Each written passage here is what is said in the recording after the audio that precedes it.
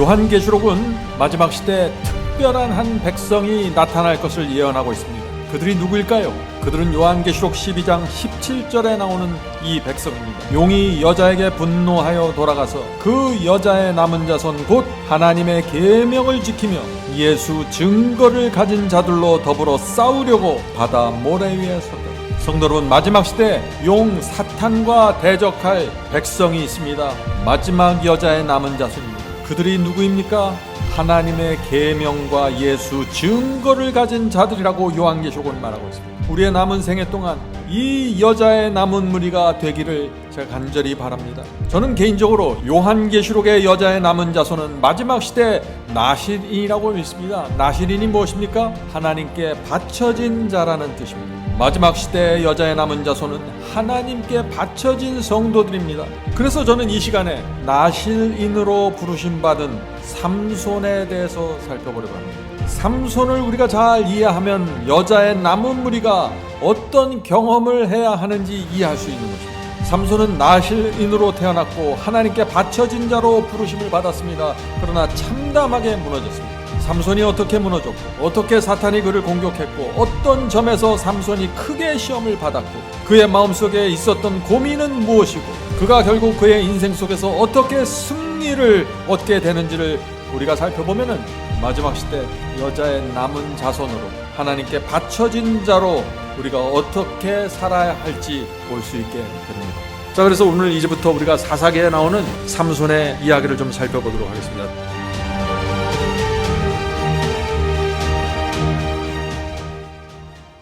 사사기 13장 1절부터 5절의 말씀을 읽겠습니다. 이스라엘 자손이 다시 여호와의 목전에 악을 행하였으므로 여호와께서 그들을 40년 동안 블레셋 사람의 손에 붙이시니라. 블레셋 사람의 손에 붙인다는 말 여러분들 아시죠? 이스라엘 백성들이 40년 동안 이 블레셋 사람들에게 계속 공격받고 지배받고 침탈당했습니다. 고통스러운 기간을 보낸 것입니다. 참 이상하죠? 하나님께서 살아계신데 어떻게 하나님을 섬기는 이 이스라엘 백성의 우상 숭배자들에게 40년 동안 농락당하고 고통당하는 것을 하나님께서 지켜보고 막아주지 않으셨을까요? 너무 이상하지 않습니까? 이스라엘 백성들이 기도하고 있는데 지금 예배드리는데 그 이유가 뭐예요? 막아주지 못한 이유가 무엇입니까? 사사기서가 뭐라고 말합니까? 이스라엘이 여호와의 목전에서 악을 행하기 때문이라고요. 이스라엘은 하나님의 뜻이 무엇인지 알았습니다. 하나님의 계명을 알았습니다. 그런데 하나님께서 보시는 눈앞에서 악을 행하면서 살았다는 것입니다. 하나님의 말씀이 오고 있는데 성령께서 감동하시고 호소하시는데 악을 행했다는 것입니다. 그래서 하나님께서 그들을 보호하고 도와주실 수 없는 상황까지 가게 되었다. 40년 동안 말이죠. 이런 최악의 상황에서 하나님께서 삼손을 태어나게 하시는 것입니다. 이스라엘이 최악에 있는 상태에서 삼손을 하나님께서 부르신 것처럼 지구 역사 마지막에 바벨론이 최악의 상황에 있을 때 여자의 남은 무리를 부르시는 것입니다. 그래서 우리가 삼손을 통해서 여자의 남은 무리를 함께 살펴본다 하는 것이죠. 자, 계속해서 읽어보겠습니다. 이스라엘이 하나님 소라 땅에 단 지파의 가족 중 마노아라 이름하는 자가 있더라. 자, 이 마노아는 삼손의 아버지 이름입니다. 그 아내가 마노아의 아내가 잉태하지 못함으로 생산치 못하더니 여호와의 사자가 그 여인에게 나타나시고, 자, 이 마노아와 이 여인은 아기를 낳을 수 없는 사람이었습니다. 그런데 하나님께서 이들을 통해서 삼손을 부르시는 것입니다. 자, 계속해서 읽어보죠. 그에게 이르시되 보라, 내가 본래 잉태하지 못함으로 생산치 못하였더니 이제 잉태하여 아들을 낳으리니. 이 삼손은 정자와 난자의 결합으로 태어난 아기가 아니라는 것입니다. 하나님께서 능력으로 만들어내신 아기입니다.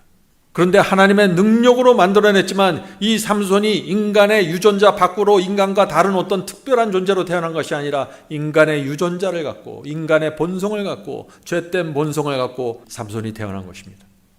자, 계속해서 읽어보죠. 그러므로 너는 삼과 포도주와 독주를 마시지 말지며, 하나님께서 이 삼손에게 살아가야 될 라이프 스타일과 삼손이 가지고 있어야 될 원칙을 주십니다. 너는 삼과 포도주와 독주를 마시지 말지며 무릇 부정한 것을 먹지 말지니라. 보라, 내가 잉태하여 아들을 낳으리니 그 머리에 삭도를 대지 말라. 자, 머리카락을 자르지 말라는 것이죠. 삭도를 대지 말라. 이 아이는 태에서 나옴으로부터 하나님께 바치운 나실인이 됨이라.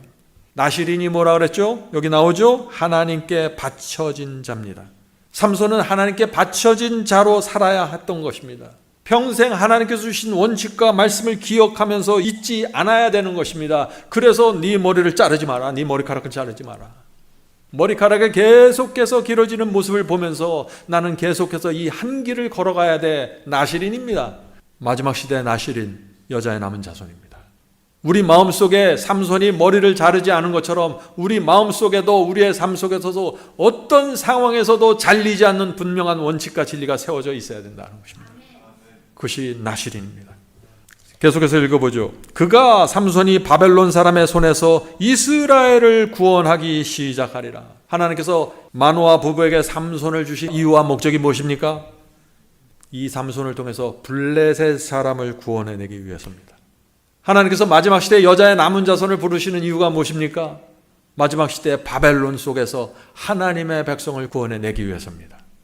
여러분이 그래서 여기에 존재하는 것입니다.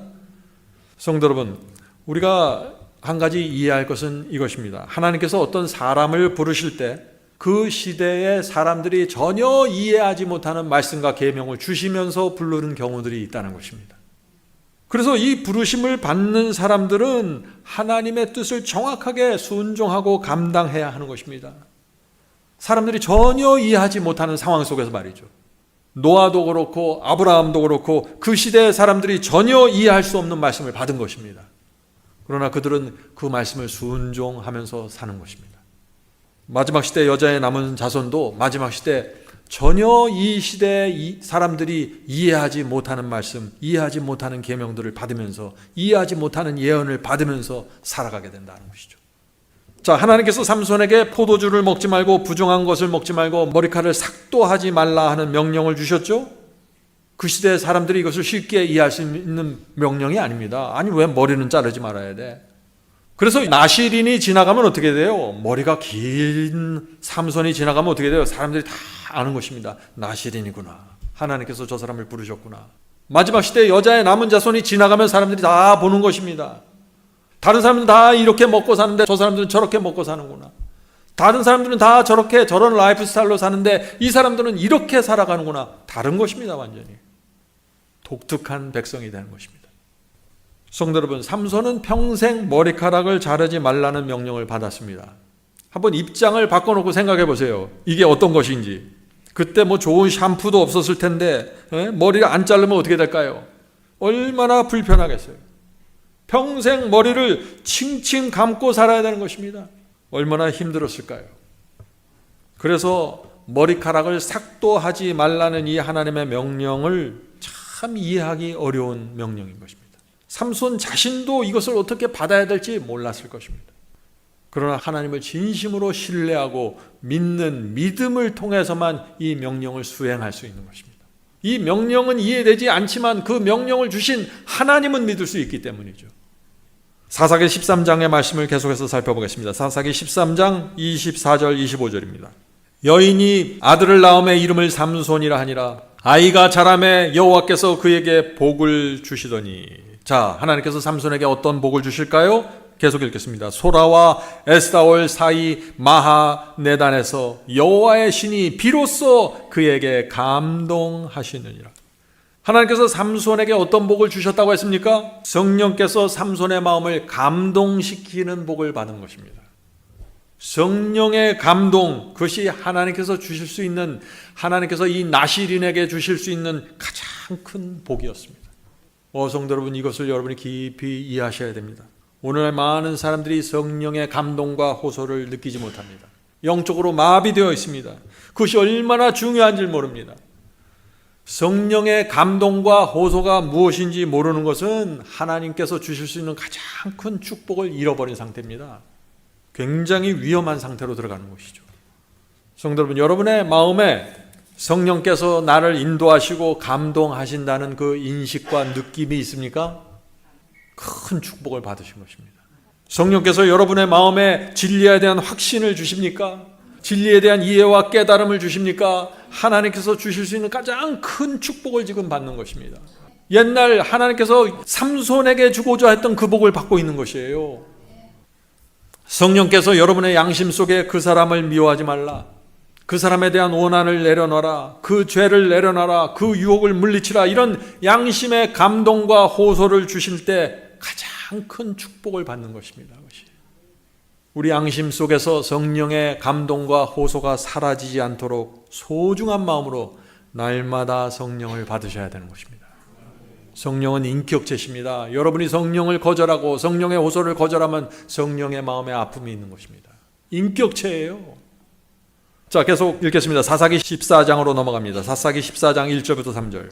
삼손이 딥나에 내려가서, 딥나는 장소죠. 삼손이 딥나에 내려가서 거기서 블레셋 딸 중 한 여자를 보고. 아니, 삼손이 왜 딥나, 저 멀리 있는 딥나까지 내려갔을까요? 딥나는 이스라엘 사람들이 사는 곳이 아니에요. 딥나는 우상 숭배자들이 사는 곳입니다. 삼손이 우상 숭배자들이 사는 그 땅을 들락날락하는 것입니다. 천사들이 그 모습을 보면서 얼마나 위험스럽게 봤을까요? 하나님께서 나실인으로 삼손을 부르는 순간 사탄은 그 나실인 삼손을 무너뜨릴 각오를 하고 작정하고 달려드는 것이에요. 이것이 하나님과 사탄의 전쟁입니다. 하나님께서 어떤 계명을 주실 때 사탄은 그 계명을 무너뜨리라고 달려드는 것입니다. 하나님께서 어떤 사람을 나실인으로 부르시고 하나님께서 어떤 사람을 여자의 남은 자손으로 부르실 때 사탄은 공격합니다. 그런데 지금 이 삼손은 어디로 가요? 우상 숭배자들이 사는 딥나를 자꾸 들락날락거리는 것입니다.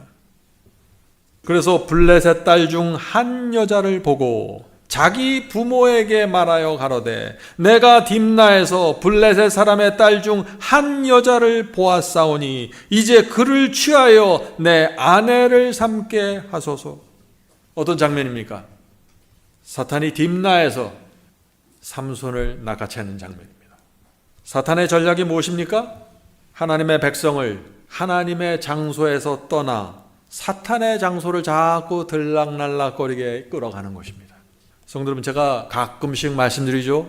우리 신앙에서 뭐가 중요하다고요? 로케이션이 중요하다 그랬죠. 우리가 어디에 살고 어떤 교회를 다니고 내가 어떤 종류의 사람들과 어디서 만나는지 굉장히 중요한 것입니다. 이것이 확고하게 세워져야 딥나로 가지 않게 되는 것입니다. 자, 질문을 드립니다. 삼손이 왜 이스라엘의 그 수많은 여인들을 놔두고 우상 숭배하는 여인을 아내로 삼으려고 그렇게 했을까요? 참 이상하지 않아요? 이스라엘도 여인들이, 아름다운 여인들이 많았는데 삼손의 마음에 성령의 감동이 사라지기 때문입니다. 가장 큰 축복, 성령의 감동이라는 가장 큰 축복을 받고 시작했지만 성령의 감동이 마음속에서 사라지면서 딥나로 가게 된다는 것입니다. 하나님께서 나실인으로 자기를 부르셨다는 그 확신을 잃어버리는 것입니다. 성도 여러분, 삼손이 왜 무너졌습니까? 삼손이 왜 무너졌어요? 삼손이 타고난 그 기질과 본성이 너무나 정욕적이고 악하고 이기적이어서 무너졌나요? 부모에게 물려받은 그 유전자가 문제입니까? 아닙니다. 삼손의 마음이 성령의 감동으로 채워지면은 그 받은 기질과 본성과 잿된 본성, 정욕적인 본성 문제되지 않아요. 넉넉히 이길 수 있습니다. 문제는 성령의 감동입니다. 우리 육신이 이기적이고 약해서 무너지는 것이 아니라 성령의 감동이 사라지면 무너지는 것입니다. 성도 여러분, 이것을 집중하셔야 됩니다. 오늘 많은 사람들이 우리가 이렇게 죄된 본성을 갖고 태어났고 우리 아버지의 유전자가 뭔데 그 유전자를 내가 받아서 내가 이렇게 자꾸 죄를 짓고, 그 문제가 아닙니다. 그렇게 복음을 풀어가는 것이 아닙니다. 성령의 감동이 있냐 없냐로 결정되는 것입니다. 삼손은 하나님께로부터 성령의 큰 감동을 받으면서 시작했죠. 그러나 마음에서 성령의 감동이 사라지면서 내가 나실인으로 부름받았다는 그 확신이 흔들리게 되었고 결국 딥나를 찾아가게 된 것입니다. 이것이 사탄의 덫에 걸려드는 과정입니다. 여자의 남은 자손도 이 과정을 통해서 사탄이 끌어내는 것입니다. 오늘 우리가 나누는 말씀이 어디에 포인트가 맞춰져 있는지 이해가 되시죠? 성령의 감동이 사라지면서 어떻게 돼요? 삼손의 눈이 달라지는 것입니다. 전에는 이스라엘 여인을 보면 아름답고 고상하고 순결하고 정말 저런 신앙적인 여인과 만나고 싶다 하는 느낌과 감동을 받았는데 이제는 재미없는 것이에요. 삼손의 눈에 이스라엘 여인들이 재미없게 보였습니다. 매력적이지 않게 됐어요. 이스라엘 여인들을 만나면 맨날 성경 얘기하자 그러고 하나님 얘기하자 그러는데 싫은 것입니다. 뭔가 독특하고 뭔가 자극적이고 뭔가 좀 환상적인 어떤 것이 없는가 찾기 시작한 것입니다. 그래서 딥나를 간 것입니다. 사사기 14장 3절 보겠습니다. 사사기 14장 3절. 부모가 삼손에게 이르다. 자사, 삼손이 와갖고 정말 이 나실인으로 하나님의 능력으로 태어난 이 아이인데 여호와의 사자가 와서 아들을 주겠다고 하나님의 능력으로서 이 지금 삼손을 받았는데 나실인이 삼손이 엉뚱하게 딥나에 가서 우상 숭배자 여인과 만나서 결혼하겠다더니 이 부모의 마음이 어떻겠어요? 부모가 이렇게 대답하는 것입니다. 부모가 삼손에게 이르되 내 형제들의 딸 중에나 내 백성 중에 어찌 여자가 없어서 네가 할례 받지 않은 블레셋 사람에게 가서 아내를 취하려 하느냐. 삼손이 아버지에게 이르되, 자, 삼손이 이렇게 대답합니다. 내가 그 여자를 좋아하오니 나를 위하여 그를 데려오소서 하니. 삼손이 뭘 말해요? 나는 아버지의 뜻에 관심이 없습니다. 나는 하나님의 뜻에 관심이 없습니다. 내가 관심이 있는 것은 내 감정이고 내 욕망이고 내 느낌입니다. 그것이 중요하다는 것입니다. 진리가 무엇인 것은 중요하지 않습니다. 내가 지금 저 여인을 어떻게 바라보면서 느끼는 내 감정과 내 태도와 내 욕망이 중요한 것입니다. 이 대답을 하는 것이에요. 자, 이제 중요한 질문을 드립니다. 성령의 감동이 사라지고 진리에 대한 확신이 흔들리게 되면 어떤 일이 생깁니까? 삼손을 보세요. 삼손에게 어떤 일이 생깁니까? 하나님의 뜻보다 내 감정, 내 느낌, 내 욕망이 중요하게 느껴지기 시작하는 것입니다. 성령의 감동이 사라지면 삼손처럼 느끼게 되고 삼손처럼 생각하게 되는 것입니다. 성도 여러분, 제가 오늘 말씀을 시작하면서 처음부터 말씀드렸죠. 삼손이 어떻게 무너지는지, 삼손이 어떻게 사탄의 덫에 걸려드는지 이것을 보아야 된다는 것입니다. 성도 여러분, 여러분이 느끼는 사랑, 여러분이 느끼는 미움, 여러분이 느끼는 원한, 여러분이 느끼는 식욕, 여러분이 느끼는 입맛, 어떤 것도 하나님의 뜻보다 높아질 수 없습니다. 여러분이 느끼는 어떤 욕망과 어떤 느낌과 감정이 하나님의 진리보다 위에 올라가고 더 중요하게 느껴진다는 것은 뭐예요? 여러분의 마음속에 성령의 감동이 사라졌다는 얘기예요. 그렇게 판단하시는 게 맞는 것입니다. 우리의 느낌과 감정은 아무것도 아닙니다. 오늘 맛있게 느꼈던 반찬이 일주일 지나가면 싫어요. 그게 우리의 느낌과 감정이에요. 그런 것을 의지하면 안 되는 것입니다. 안개처럼 사라지는 것입니다. 그런 것들은. 그런 것들에 끌려다니면 어떻게 돼요? 삼손의 길을 걸어간다 하는 것입니다. 성도 여러분, 그러므로 모든 것은 하나님의 뜻 아래로 들어와야 되는 것입니다. 모든 것은 말씀 아래로 굴복되어야 하는 것입니다. 이것이 마지막 시대의 나스린이고 마지막 여자의 남은 자손의 신앙입니다.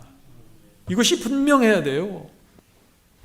많은 사람들이 삼손하면 삼손의 문제는 정욕이야. 여자를 너무 좋아했어. 제 생각에는 아니에요. 제 생각에는 좀 더 근원적인 문제가 있습니다. 여기에. 그건 뭐냐면은 이기심이에요. 지금 이 상황이 어때요? 이스라엘 백성 전체가 40년 동안 이스라엘 백성이 뭐예요? 내 친구들이고 내 이웃들이고 내 교우들이에요. 내 친척들입니다. 40년 동안 블레셋의 공격을 받고 깊은 고통과 좌절 속에서 울부짖고 있었어요. 이런 상황에서 하나님께서 삼손을 불러내는 것입니다. 지금 이들을 구하라고 네가. 하나님께서 사탄의 공격을 보면서 절박한 마음으로 지금 삼손을 불러내는 것입니다. 그를 성령으로 인도하면서. 그런데 삼손은 어때요? 다른 데 관심 없습니다. 내가 느끼고 내가 생각하고 내 감정이 중요합니다. 내 욕망이 중요합니다. 이게 뭐예요? 이기주의예요. 이것이 성경이 말하는 이기심입니다.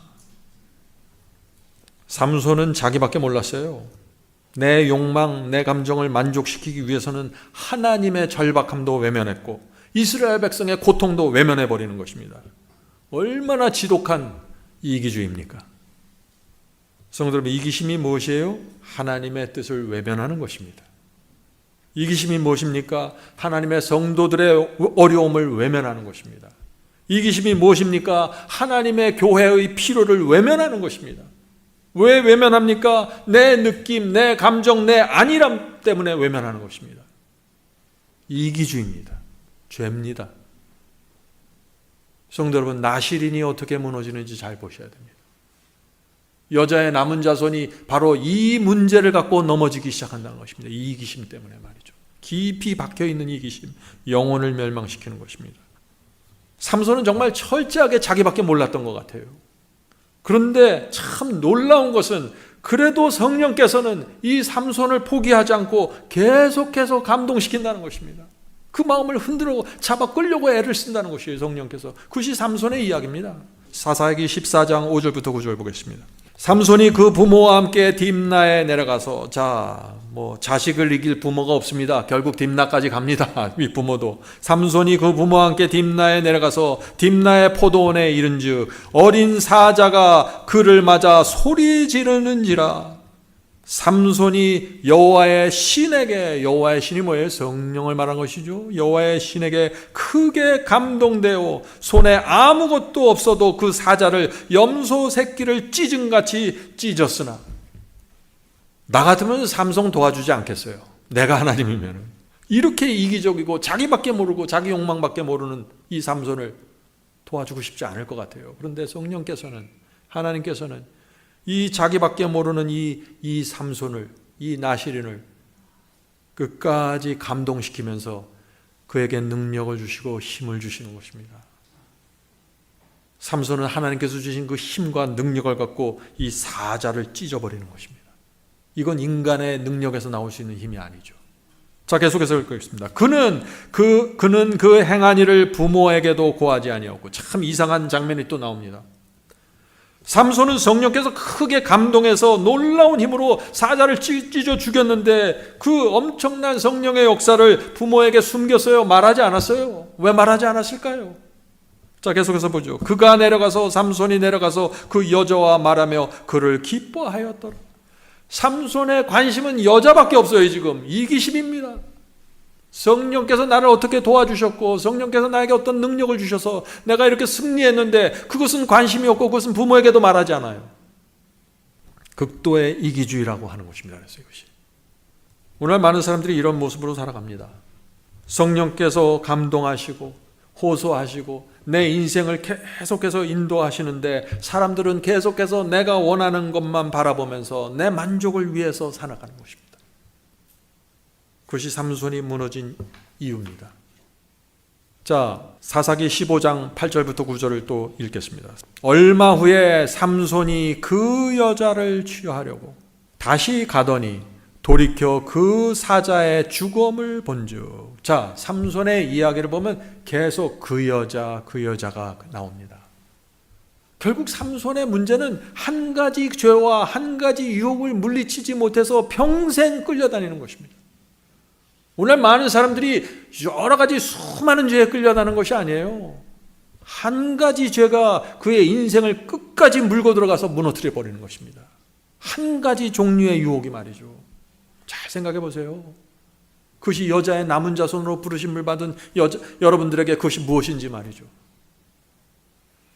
자, 계속해서 읽어보겠습니다. 그 여자를 취하려고 다시 가더니 돌이켜 그 사자의 죽음을 본즉 사자의 몸에, 자, 죽은 사자의 몸에 벌떼와 꿀이 있는지라. 자, 사자가 시체로 돼서 누워 있는데 거기 벌이 꼬이면서 거기 꿀이 생기고 그 모습이죠. 꿀이 있는지라. 삼손이 손으로 그 꿀을 취하여 행하여 먹고 그 부모에게 이르러 그들에게 그것을 들여서 먹게 하였으나 그 꿀을 사자의 몸에서 취하였다고는 고하지 아니하였더라. 또 여기 숨기는 장면이 나오죠. 앞에서는 사자를 찢어 죽이는 성령의 능력을 받은 것을 숨겼고 부모에게, 여기서는 또 죽은 사자의 몸에 그 벌떼가 와서 꿀이, 그 맛있는 꿀이 있는 것을, 그 꿀을 걷어다가 부모에게 주면서 또 그 사실은 또 말하지 않는 것이에요. 자, 질문을 드리죠. 성령께서 역사에서 사자를 맨손으로 때려잡았습니다. 삼손은 부모님에게 말하지 않았습니다. 그런데 죽은 사자의 몸에 붙은 꿀벌의 꿀을 먹고 꿀을 부모에게 가져다 주었지만 삼손은 성령께서 이루신 놀라운 역사는 말하지 않았습니다. 왜 말하지 않았을까요? 삼손은 왜 계속해서 숨길까요? 이것을 성령께서 그렇게 놀라운 역사를 했다 그러면 부모님이 어떻게 할까요? 그거 봐, 넌 나실인인데 하나님께서 너를 포기하지 않았어. 넌 하나님의 뜻을 이뤄야 돼. 계속해서 또 그런 말을 할까 봐 피하는 것입니다. 삼손은 블레셋 여인을 계속해서 만나기 원했습니다. 그래서 부모에게 성령의 역사를 숨기는 것입니다. 자, 이것이 무슨 장면입니까?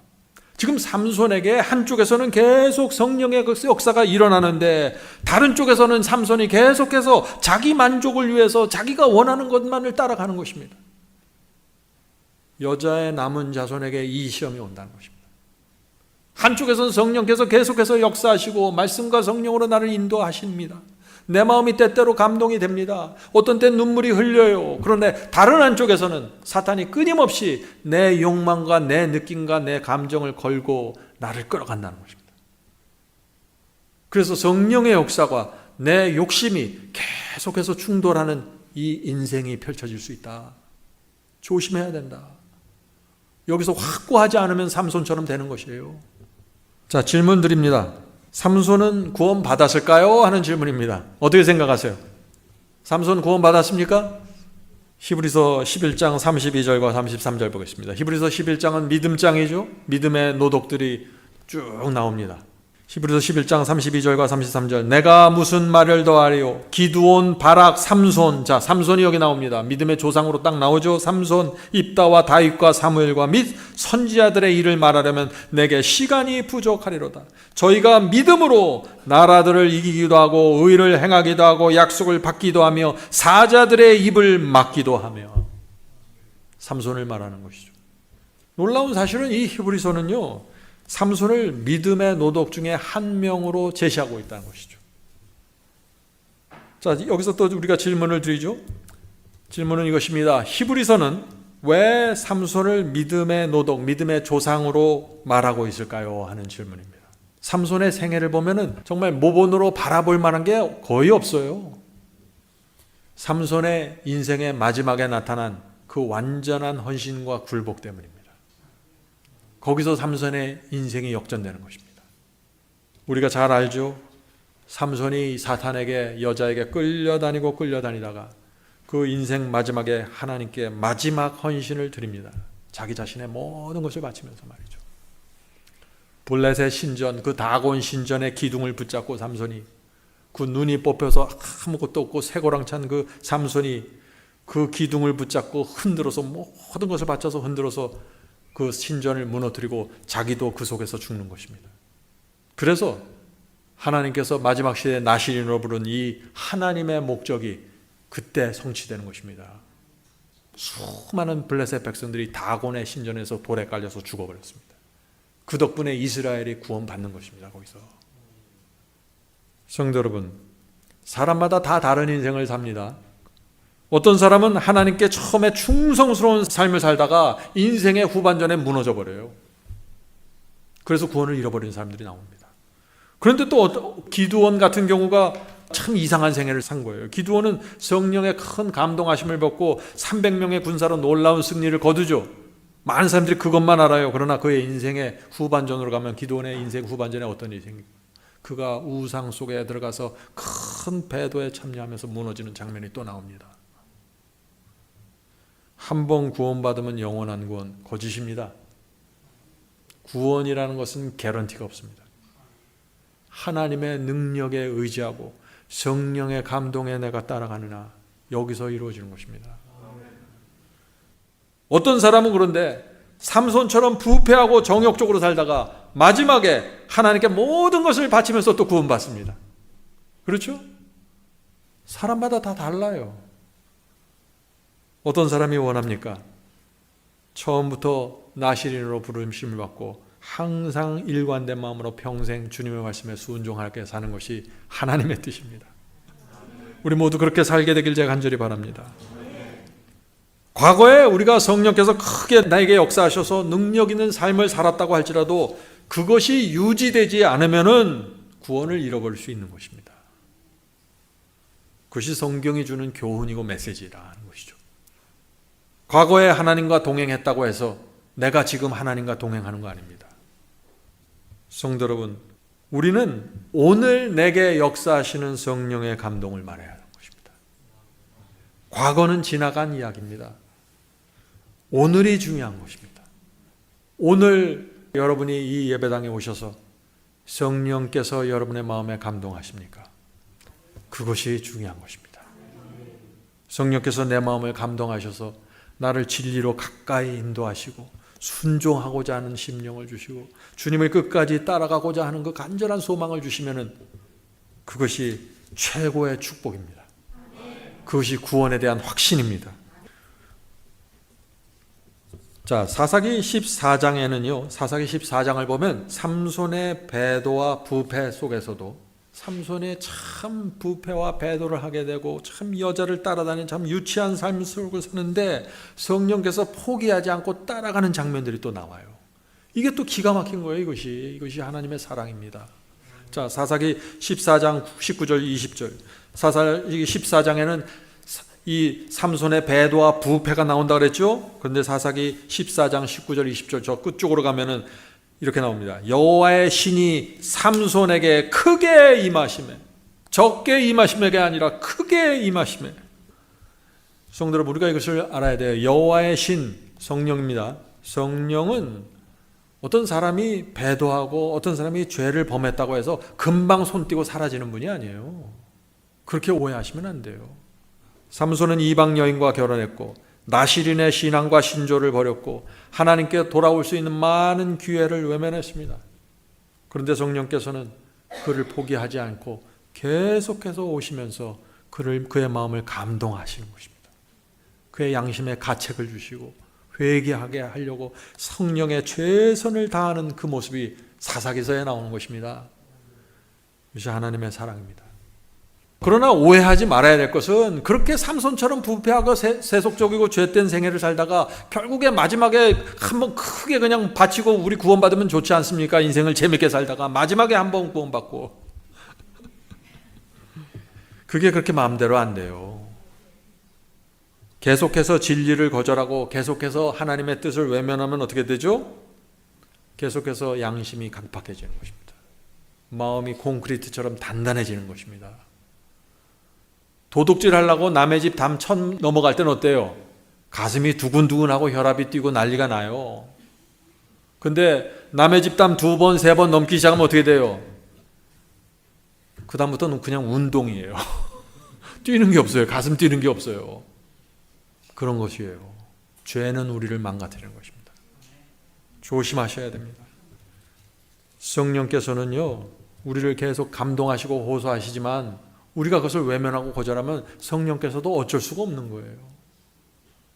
억지로 우리의 팔을 비틀어서 우리의 발목을 꺾어서 우리의 길을 막지 못하십니다. 아느세요? 왜? 우리는 자유의지를 갖고 있는 지성인들이기 때문에 하나님께서 우리를 그렇게 하실 수도 없고 사탄도 우리를 그렇게 강요할 수가 없어요. 사탄은 우리를 유혹하고 성령은 우리를 호소하고 감동하시는 것입니다. 마지막 결정은 내가 하는 것이에요. 내가 어떻게 반응하고 내가 어떻게 결정할 것인가, 여기서 결정되는 것입니다.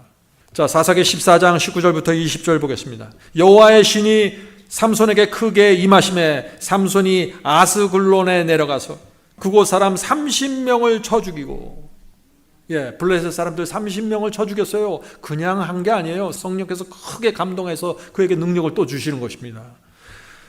쳐 죽이고 노력하여 수수께끼 푼 자들에게 옷을 주고 심히 노하여 아비 집으로 올라갔고 삼손의 아내는 삼손의 친구 되었던 그 동무에게 준바되었더라. 무슨 얘기예요? 삼손의 아내가 삼손의 친구와 정을 통하고 바람을 피웠다는 것이에요. 삼손은 그 우상 숭배자 아내를 결혼했지만은, 그를 좋아해서 결혼했지만 그 아내는 배신하는 것입니다. 삼손은 정말 참담한 삶을 살았어요. 우상 숭배자의 아내를 만나서 계속해서 끌려다니고 기만당했습니다. 그런 와중에서도 어떻게 해요? 성령께서 계속해서 삼손의 마음을 감동하시고 힘을 주시면서 이끌어 가신다는 것입니다. 어느 날 갑자기 삼손에게 힘이 없어지게 성령께서 딱 능력을 끊어버리면 어떻게 돼요? 삼손이 좌절해버리잖아요. 아예 그냥 반대로 튀어버리는 것입니다.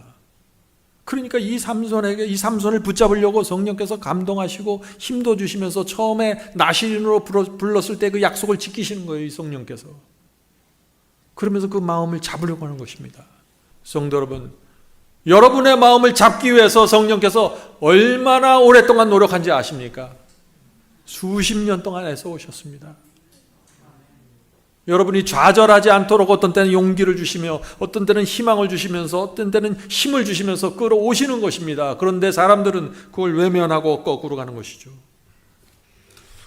우리의 희망이 여기에 있는 것입니다. 우리가 많은 죄를 범하고 많은 불순종을 했지만 하나님께서 우리를 버리지 않고 끝까지 따라오면서 희망을 주시는 것입니다. 돌아오라고 말씀했죠.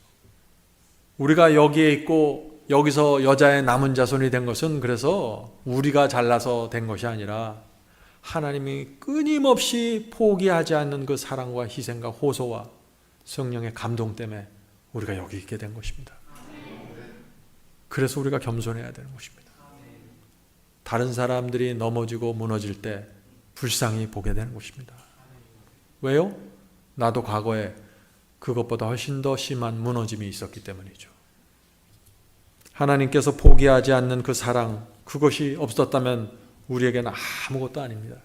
그래서 우리가 조금이나마 그 은혜를 갚기 위해서 남은 생애를 사는 것입니다. 이것이 빚진 자의 심령이에요. 자, 사사기서 15장 4절부터 8절 가보겠습니다. 새로운 또 사건이 일어납니다.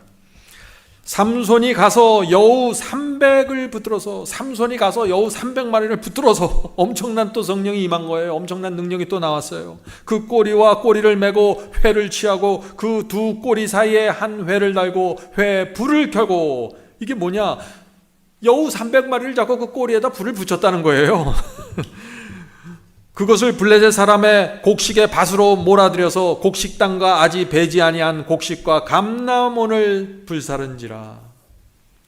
삼손에게 또 큰 성령의 능력이 임하셨죠.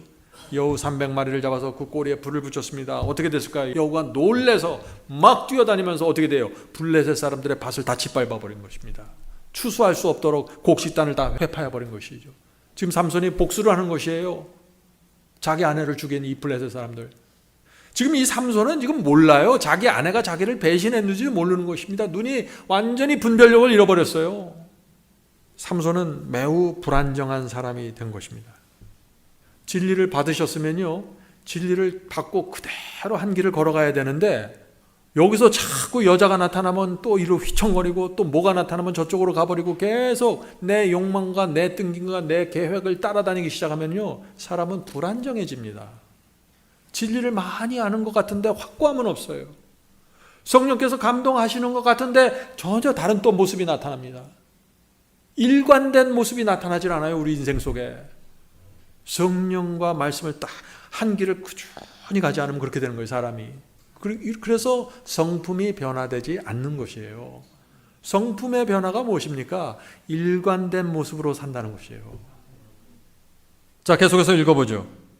블레셋 사람이 가로되 누가 이를 행하였느냐? 혹이 대답하여 딥나 사람의 사위 삼손이 이렇게 여우 꼬리에 불을 붙여서 이렇게 다 우리의 밭을 망가뜨렸다. 지금 이 얘기를 하는 것이죠. 사위 삼손이니 장인이 삼손의 아내를 취하여 그 동무되었던 자에게 준 연곤이라. 삼손의 아내가 장인의 손에 넘어갔고 그 아내가 또 친구 손에 넘어가고 엉망이 돼버린 거예요. 그런데 이 삼손은 또 그 아내의 복수를 하겠다고 또 불 지르면서 이 여우 300마리를 이용해서 또 밭에 불을 지르고, 참 이상하죠. 전혀 이해할 수 없는 일들이 펼쳐지는 것입니다. 삼손을 바라보면 그래서 이래요. 어떤 때는 성령의 능력이 크게 함께하는 것 같은데 또 어떤 때 보면 완전히 블레셋 사람보다 더 악해요. 나시린이 이렇게 될 수 있다는 것입니다. 여자의 남은 자손도 하나님의 말씀과 성령의 감동으로 쭉 한 길을 걸어가지 않고 계속해서 왔다 갔다 하면서 휘저으면 어떻게 돼요? 너무나 이상한 사람이 되는 거예요. 계속해서 읽어보죠. 삼손이 그들에게 이르되 너희가 이같이 행하였는즉 내가 너희에게 원수를 갚은 후에 말리라 하고 블레셋 사람을 크게 도륙하고 내려가서 에담 바위 틈에 거하니라. 이 삼손의 아내가 참 진짜 여우예요. 블레셋 사람들과 한패가 돼서 이 아내가 삼손을 속였고 삼손의 능력을 무너뜨리려고 애를 썼고 삼손을 완전히 바보로 만들어버렸습니다. 삼손은 그것도 모르고 분별력을 잃어버렸어요. 아내는 자신을 배신했는데 삼손은 아내의 원수를 갚으려고 지금 블레셋 사람들을 수없이 죽이는 것입니다. 그러니 어떻게 했어요? 마음이 허전하고 실성한 사람처럼 되는 거예요. 그 다 원수를 갖고 나니까 마음이 공허해서 바위 틈 속에 들어가서 또 사는 거예요. 은둔자로. 삼손의 정신 상태가 어떤지 보이십니까? 조심하세요. 여자의 남은 자손입니다. 하나님께서 주신 진리를 그대로 붙잡고 가지 않고 외면하고 성령의 감동을 외면하고 아주 불안정한 사람으로 살게 됩니다. 내 주변 사람들이 전혀 이해할 수 없는 모습으로 살아가게 돼요. 어떤 때는 눈물을 흘리고 진리를 붙잡고 가는 것 같은데 또 다른 장면이 나타나면 여기는 블레셋 사람보다 바벨론보다 못한 모습이 또 나타나는 것이에요. 이것이 삼손이 우리에게 주는 교훈입니다. 질문 드리죠. 삼손에게 후회와 양심의 가책이 없었을까요? 어떻게 생각하세요? 당연히 고통스러웠을 것입니다. 성령께서 감동하시는데 후회도 많이 했고 눈물도 많이 흘렸을 것입니다. 그런데 무엇이 문제예요? 자기가 가던 길에서 돌이키질 못하는 것이에요. 고집을 부리고. 삼손은 불행한 사람이 되었습니다. 배신당했고 바보처럼 살았고 불안정한 정신 상태로 살았고 어떤 때는 정상처럼 보여요. 그런데 어떤 때는 전혀 이해할 수 없는 선택을 하고 이해할 수 없는 결정을 하는 것입니다. 성령께서 놀라운 힘을 주셨지만 성령의 감동에 굴복하지 않은 것입니다. 이 차이가 있는 것입니다. 성령께서 감동하세요. 모든 죄인들에게 감동하십니다. 그런데 그 감동에 굴복하지 않는 것입니다. 여기서 운명이 갈라지는 것이에요. 많은 사람들이 그래요. 나는 내 마음에 성령의 감동이 있습니다. 나는 하나님의 백성입니다. 아니요. 감동은 다 느껴요. 우리의 양심이 있는데 성령께서 우리를 다 감동하십니다. 바벨론 사람들도 감동하세요. 차이는 뭐예요? 성령의 감동에 굴복하느냐입니다. 성령께서 내 마음에 호소하실 때 내 그 호소 앞에 굴복하느냐입니다. 여기서 차이가 나는 것입니다.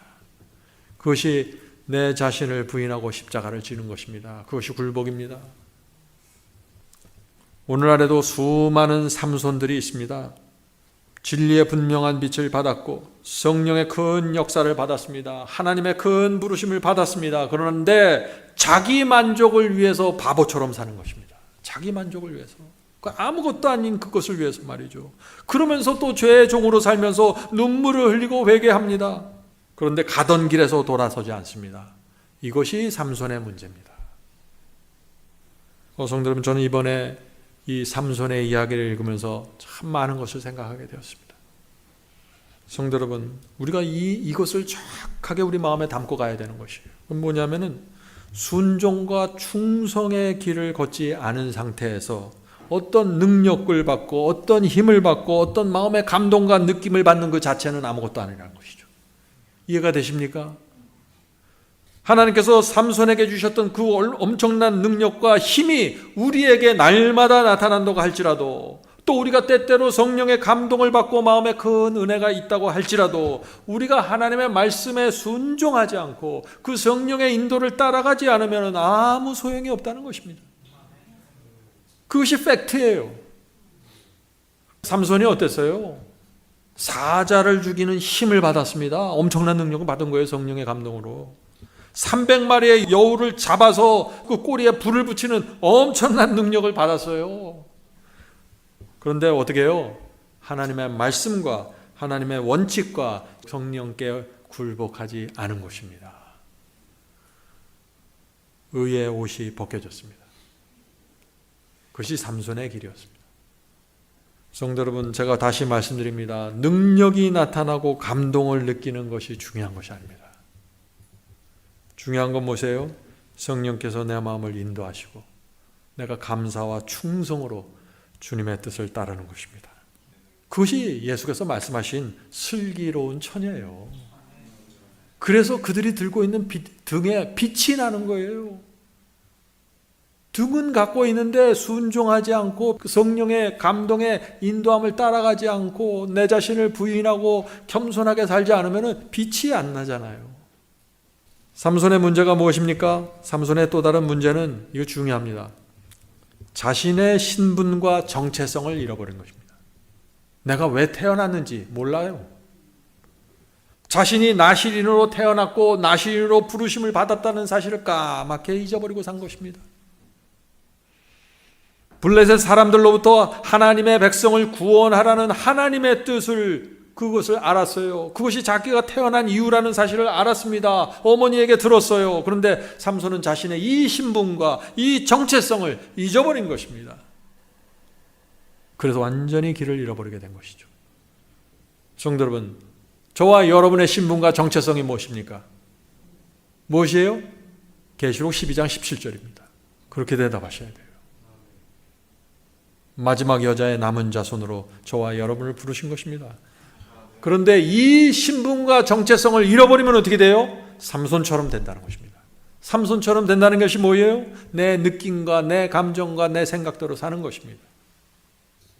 자, 이제 삼손의 마지막 장편을 살펴보겠습니다. 이 삼손 인생의 마지막 장면 아시죠? 이 장면은 Patriarch and Prophet 여기 568페이지 아주 자세하게 나와 있습니다. 제가 이 말씀을 읽으면서 말씀을 마치도록 하겠습니다. 삼손이 자는 동안 다량의 머리털이 깎였다. 여기 삭도하지 말라는 머리칼이 드디어 깎이는 장면이 나옵니다. 머리털이 깎였다. 그 후에 데릴라는 전에 3번 행한 것처럼, 데릴라 아시죠? 삼손의 여인입니다. 3번 행한 것처럼 삼손이여 블레셋 사람이 당신에게 미쳤느니라 라고 말했다. 이 데릴라는 다 블레셋 사람하고 짜갖고 머리를 잘랐는데 마치 모르는 것처럼 삼손이여 블레셋 사람들이 당신에게 미친 짓을 했습니다. 머리카락을 잘랐습니다. 이렇게 말하는 것이죠.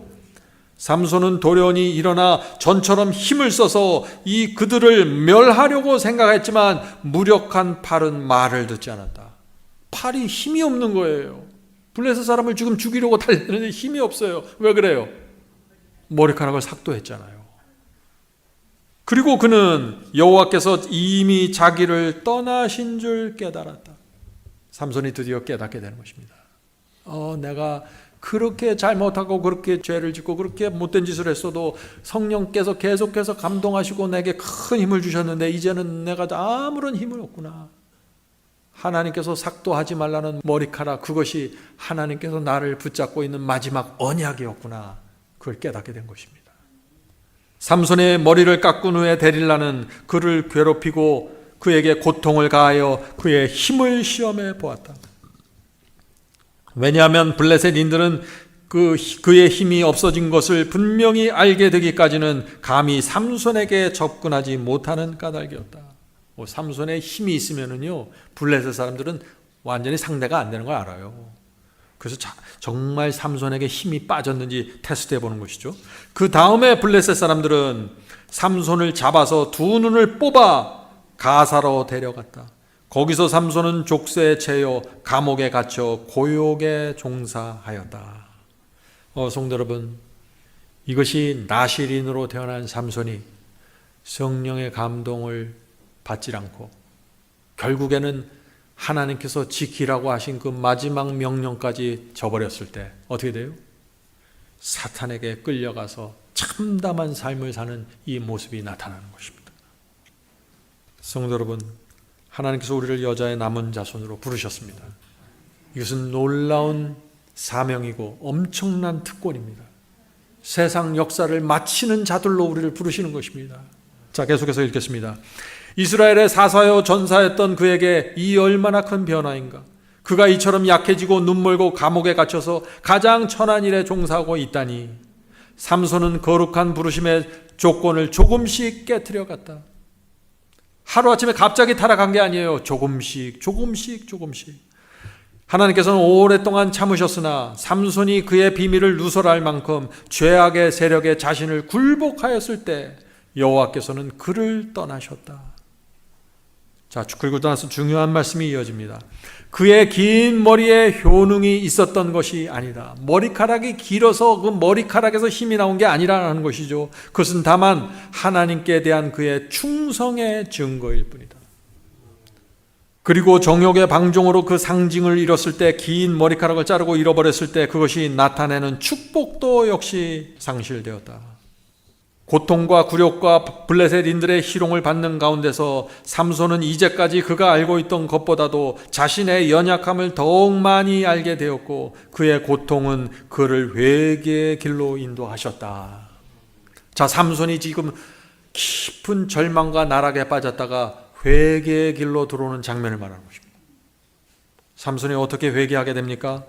가장 바닥에 떨어져서 내가 얼마나 연약한지 깨닫게 되었을 때입니다. 삼손은 하나님께서 성령의 능력으로 힘을 주셨는데 이것이 늘 자기에게 있다 보니까 어떻게 됐어요?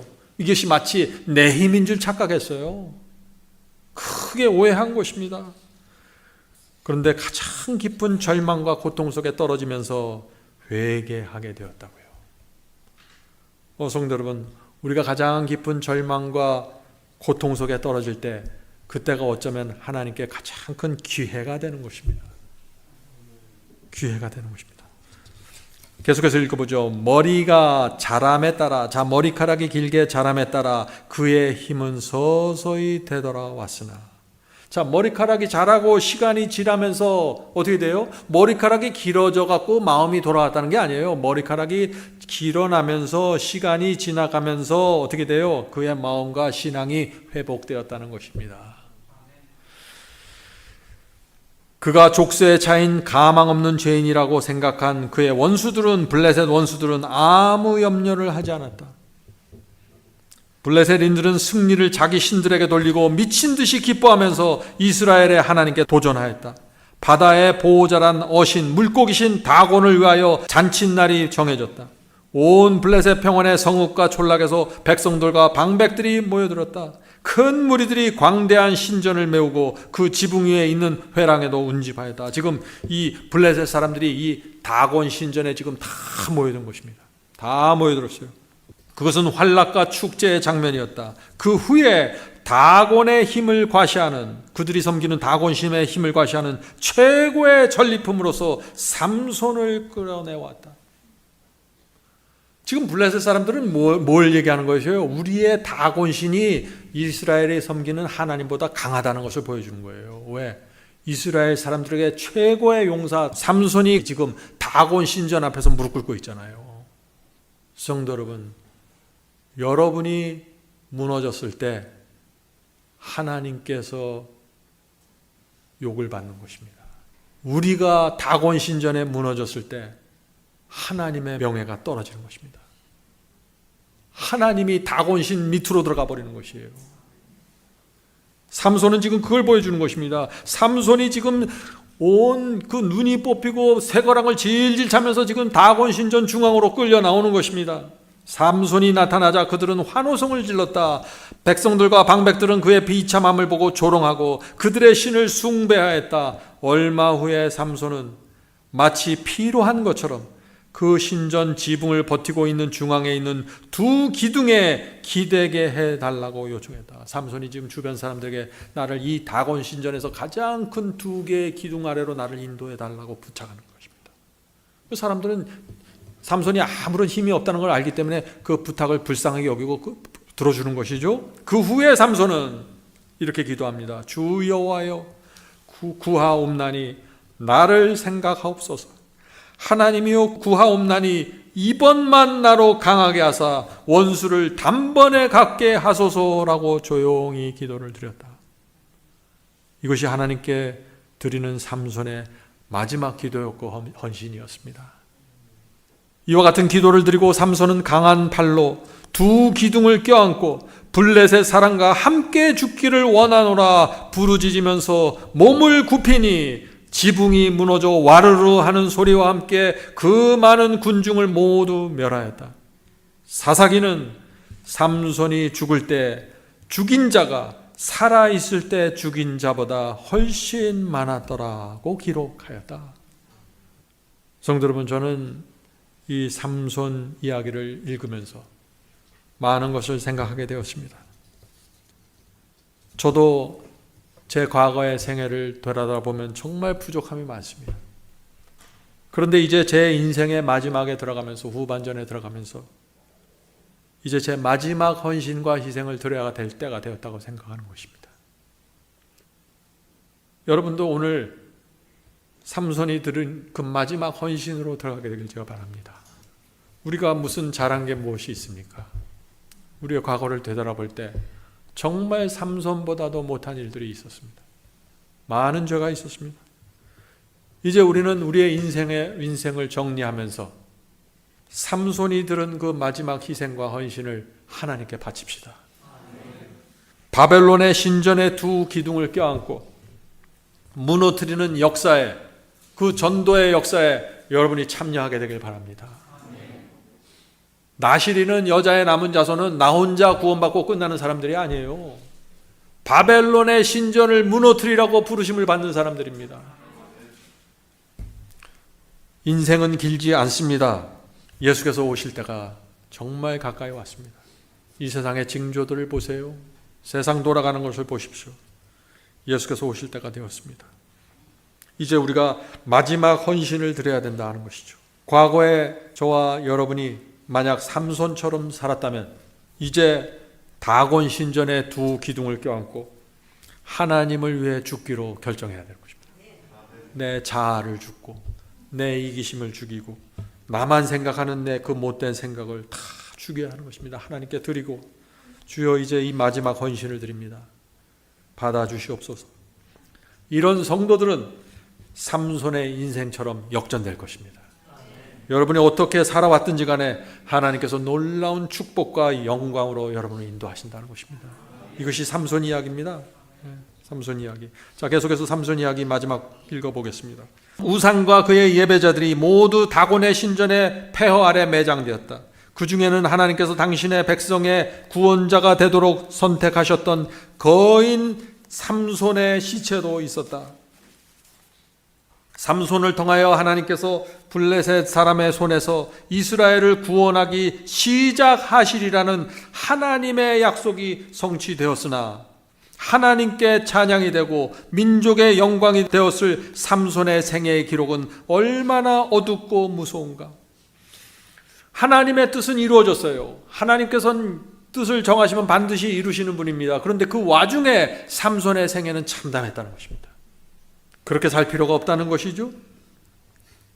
만일 삼손이 거룩한 부르심에 충실했더라면 그가 명예를 얻고 높임을 받는 가운데서 하나님의 목적이 성취되었을 것이다. 그러나 그는 유혹에 굴복하고 그의 임무에 불충실하였기 때문에 그의 사명은 패배와 속박과 죽음 속에서 성취되었다. 우리가 삼손의 생애에서 무엇을 배워야 할지 여러분들 아시겠죠? 하나님께서는 우리를 높은 명예로 인도하길 원하십니다. 자, 계속해서 읽어보죠. 삼손은 육체적으로는 이 세상에서 가장 강한 사람이었으나 자제와 성실과, 자제가 뭐예요? 셀프 컨트롤입니다. 화가 날 때 컨트롤하는 것, 미움이 올라올 때 컨트롤하는 것, 분노할 때 컨트롤하는 것, 자제입니다. 그것이 셀프 컨트롤이에요. 자제와 성실과 확고부동함에 있어서는 가장 약한 자 중에 한 사람이었다. 오늘 많은 사람들이 화를 잘 내고 분노를 잘 내고 그러면 그거 강한 사람이라고 생각하죠? 아니에요. 성경이 말하는 강한 자는 그게 아니에요. 성경이 말하는 강한 자는 자기를 컨트롤할 수 있는 사람입니다. 자기의 생각과 느낌과 자기의 계획을, 욕망을 하나님의 뜻 아래 굴복시키는 것, 이것이 자제입니다. 확고부동함에 있어서는 가장 약한 자 중에 한 사람이었다. 강한 정욕의 소유자를 강한 인물로 오해하는 자들이 많으나 사실은 정욕의 지배를 받는 자는 약한 사람이다. 인간의 참 위대함은 그가 감정을 지배한 의지의 힘으로 측정되는 것이지 그를 지배하는 감정의 힘으로 측정되는 것이 아니다. 제가 젊었을 때 누구를 이기기 원하고 아내를 이기기 원하면 감정을 폭발했어요. 감정으로 이겨야 되니까 내가 소리를 지르면 이기잖아요. 이 세상 사람들 생각이에요. 하나님의 승리는 어디서 나와요? 겸손하게 밑으로 들어가는 것입니다. 성령께 굴복하는 것입니다. 내 이기심과 내 교만과 내 욕심을 내려놔 버리는 것이에요. 그것이 승리입니다. 삼손의 생애는 어렸을 때부터 체력과 지력과 도덕적 순결을 위한 좋은 조건에 놓여 있었다. 그러나 악한 동무들의 가마로 인하여 삼손은 인간의 유일한 안전한 방벽이 되시는 하나님을 의지하는 일을 버리고 악의 조수에 휩쓸려 버렸다.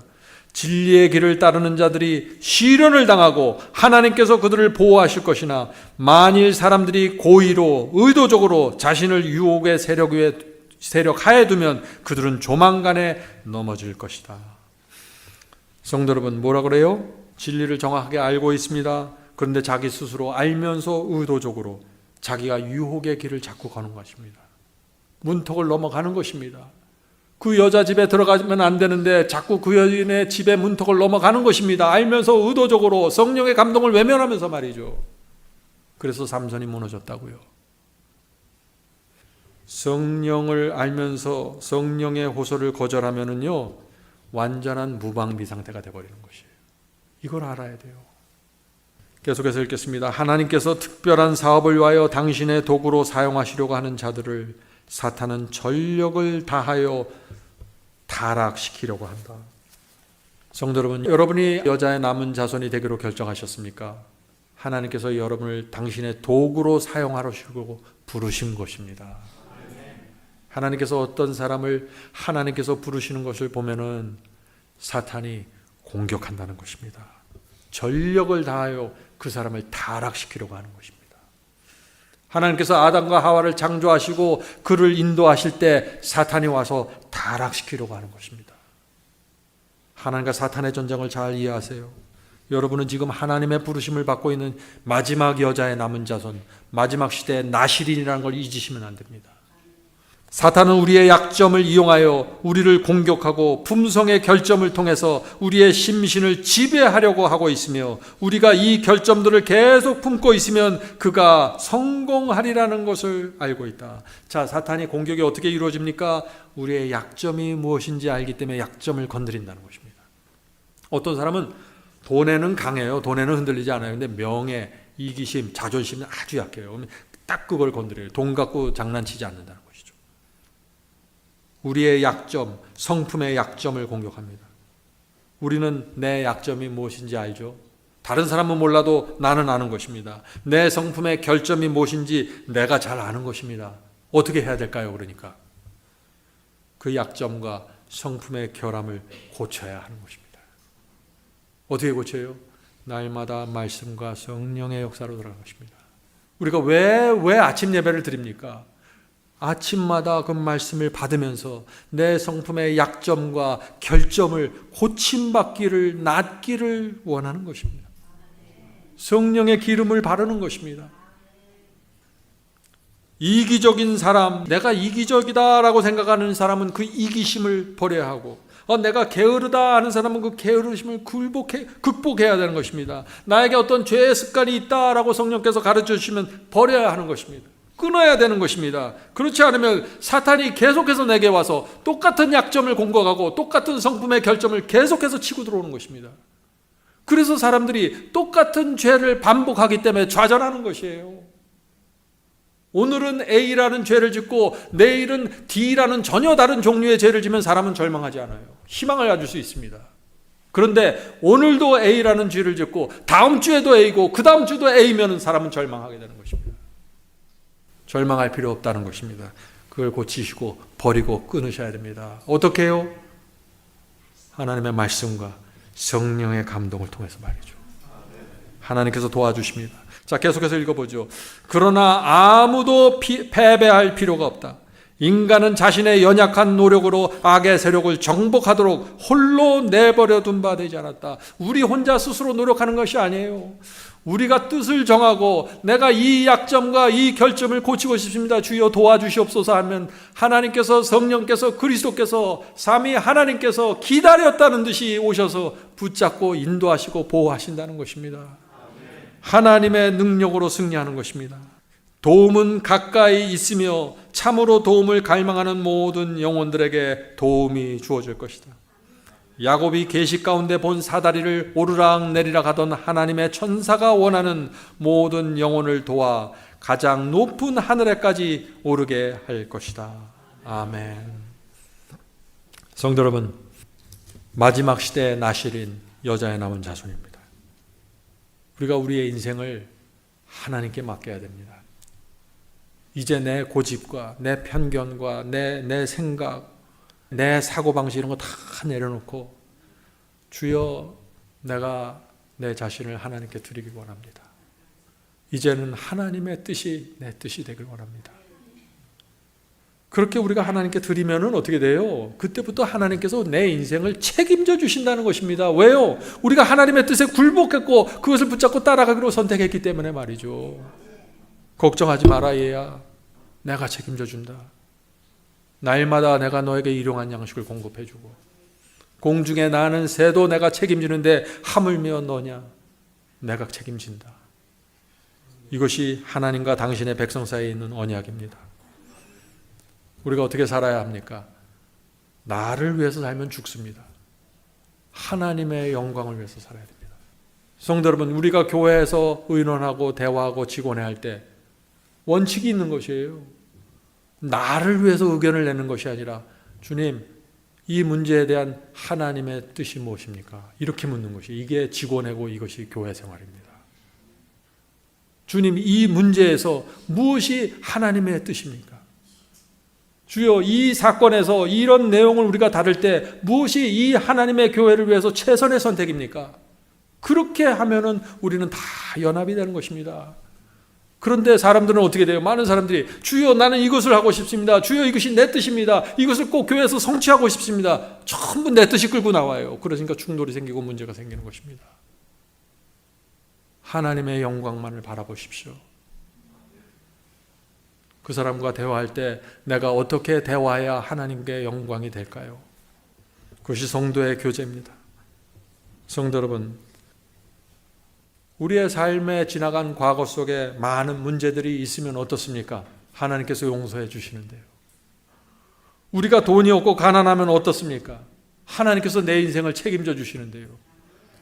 사람들이 나를 놀리고 아픔을 주면 내 가슴에 못질을 하면 어떻습니까? 하나님께서 나를 인정하시고 나를 하늘 도성에 데려갈 것인데 말이죠. 승리는 이렇게 이루어지는 것입니다. 이 세상에 당하는 어떤 슬픔과 아픔과 고통도 우리의 믿음과 승리의 길을 막을 수 없는 것입니다. 하늘 가는 나그네입니다.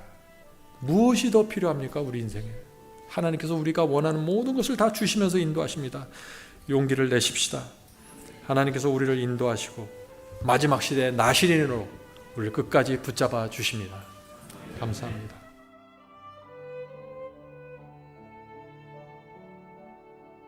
하늘에 계신 저희들의 아버지, 이 채석장에서 굴러다니다가 사라질 저희 돌들을 불러주셔서 감사합니다.